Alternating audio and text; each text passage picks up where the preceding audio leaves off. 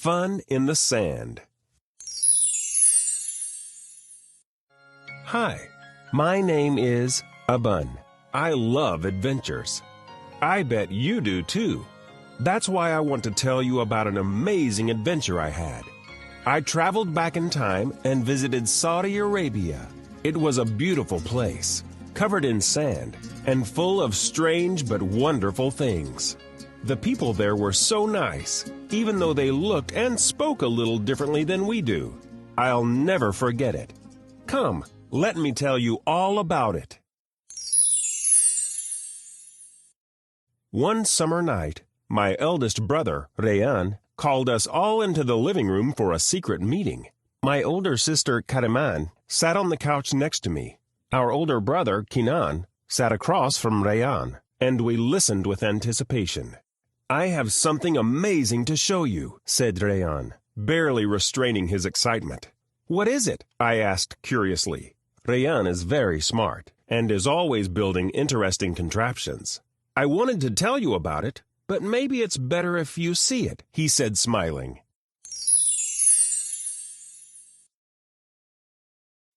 Everyone agreed. I was the first one to jump out of my seat and follow my brother as he led the way down to the basement. Kinan and Karaman also followed expectantly. As soon as we got downstairs, we saw what Rayhan had built. It looked just like a spaceship. Are we going into outer space? I asked eagerly. It's not a spaceship. It's a time machine, replied Rayhan coolly. Wow, a time machine? We can travel back in time and visit our grandparents when they were little, or talk to people that lived hundreds of years ago, Kinan mentioned. My brother loves learning about the past.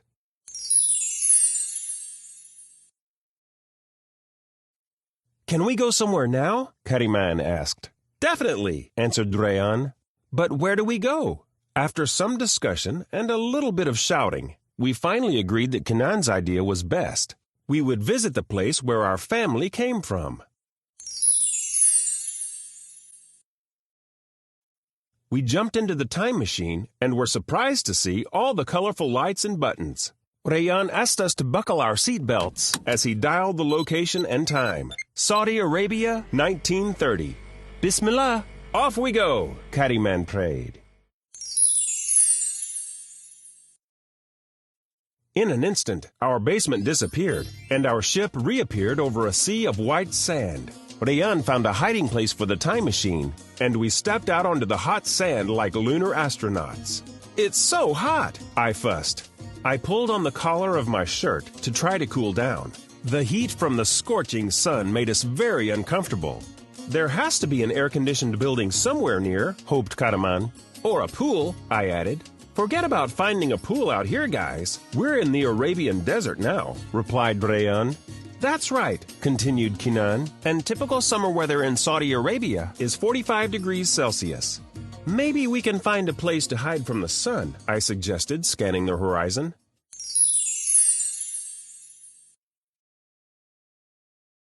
Not very far from where we were, we spotted a group of buildings.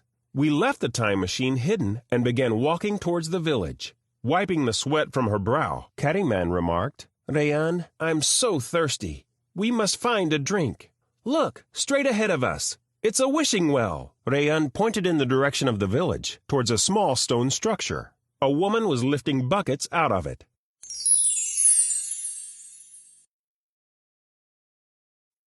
Let's make a wish for safe travels while we're away from home, I shouted.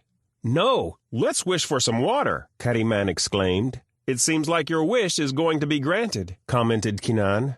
Kariman looked up at him quizzically. He continued, That's not actually a wishing well. The people here don't use wells for wishing. Instead, they use them to find water deep under the ground. No kitchen sink here, my friend. Kinan smiled warmly at his younger sister.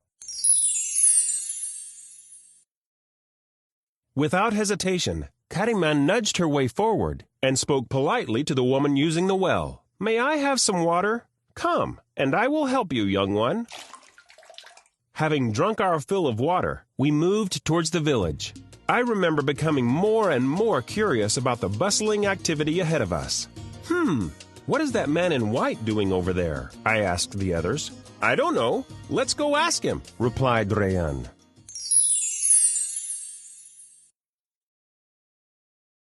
We approached the older man. Rayyan courageously spoke first. "Oh, sir, what are you working on?" Looking up at us, the old man said, "I'm a cobbler. I make new madas and fix old ones as well." We circled the tent to see his handiwork. The old man suddenly leaned towards me.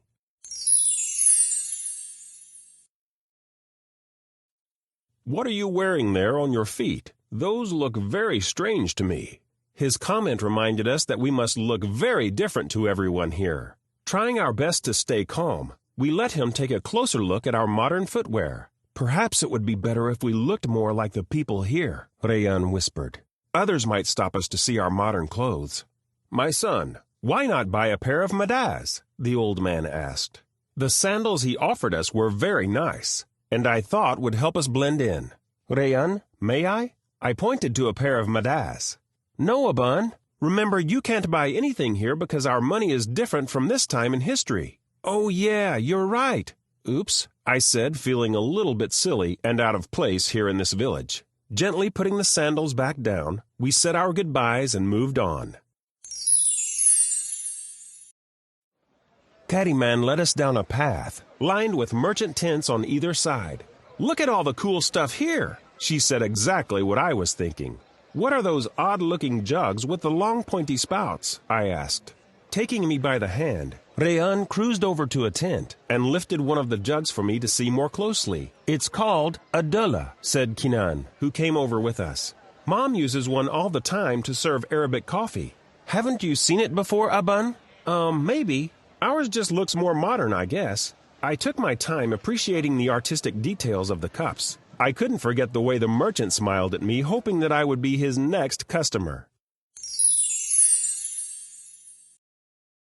Kariman spotted a henna artist across the way. She pushed us aside, saying, "Perfect! Boys, I'm not going to leave until I get my hands done." "Queue up then, Kariman," said Kinan. "Oh, but wait! What about the money problem?" "Well, let me see what happens," she replied. Kariman turned to the henna artist and in perfect Arabic said, "Assalamu alaikum." "Walaikum assalam, my daughter," the old woman responded. "You seem like a nice young girl, so I will do your hands for free." "Shukran, aunt. Lucky me. That's very kind of you."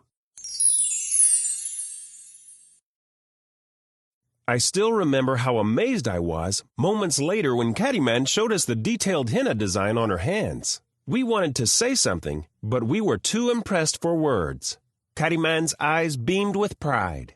Our awe was interrupted by the voices of a nearby merchant and his customer. They were standing in a tent full of fancy clothing. "They look like coats stitched with golden threads," exclaimed Rayyan. "Those aren't coats," responded Kinan. "Each one is called a bisht, and Saudi men still wear them where we come from." There were tons of stands all around us, and we were getting caught up with all of the beautiful treasures being sold. "These are called sadu," said Kinan, pointing to what looked like an elaborate rug. "It's a kind of Bedouin carpet."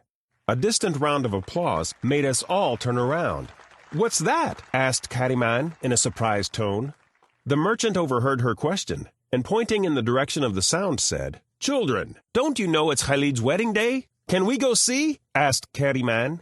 "I don't see why not," replied the old man, "other than the fact that you're not properly dressed for a wedding."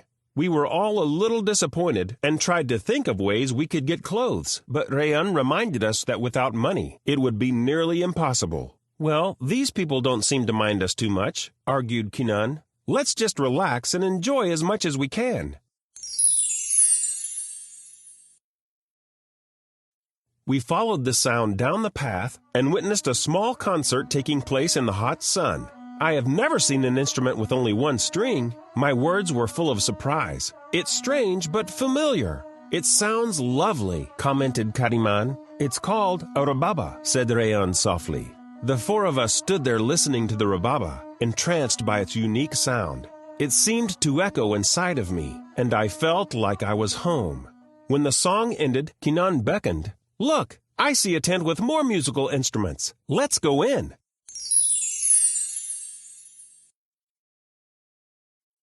This tent turned out to be my favorite of them all. Despite our banging and clamoring, the merchant smiled as we tried our hands on the different instruments.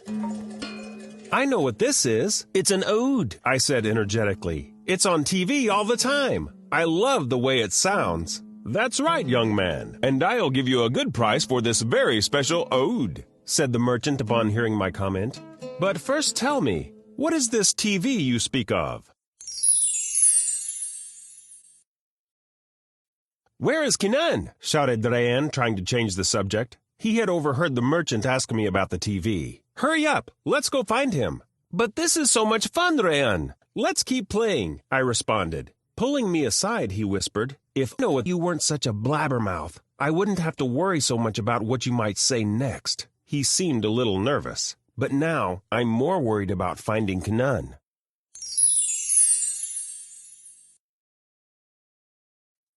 We left and found Kenan on the path again, watching people in special costumes dancing. Our little sister was right behind us. Kariman, what are they doing? I asked, knowing that my sister loved to dance back home. I can tell you, but the best way to learn is to join right in and try it yourself, she answered. I decided to follow her advice. Woohoo, look at me! I wish Mom and Dad could see me now. Boys are silly, Kariman giggled. Hey Kariman, where are you going? I asked. Don't you want to see me give everyone another modern dancing lesson? Of course I do, but I also want to see the rest of the wedding. When the dancers were finished, Kariman found the wedding ceremony. We tried to stand back so that our strange clothes wouldn't disturb anyone, but Kariman couldn't help pushing forward to get a better look, besides the fact that she is short. The dresses were overwhelmingly beautiful. The embroidery on them was intricate and stunning.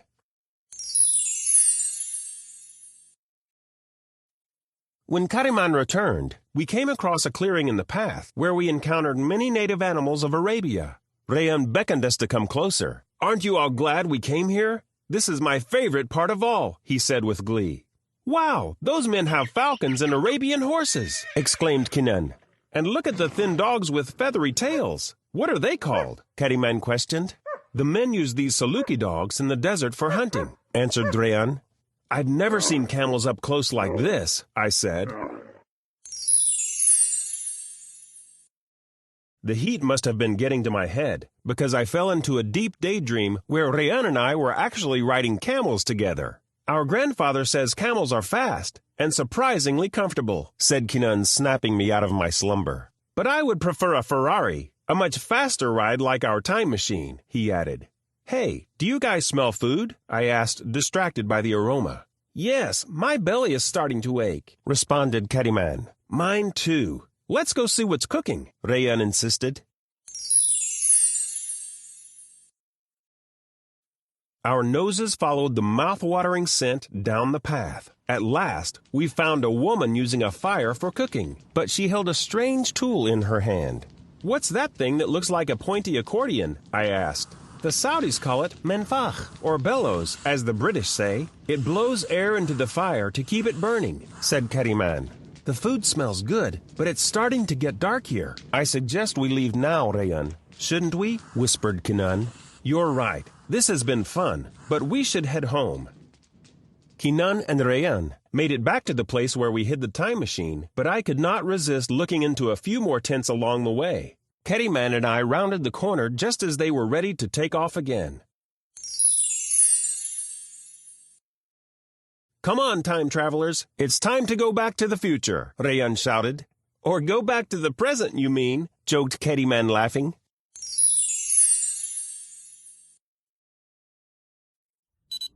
The time machine gently lifted up to the sky, leaving behind the amazing people and places we visited. When can we do this again? I asked. Inshallah, soon, responded Rayan as we began our safe journey home. I'm glad you remembered how to find your way home, Rayan, said Kariman jokingly. You're right. You're lucky I didn't actually take us to the dinosaur age. We all laughed at his reply. This is the best time machine ever, I shouted, smiling.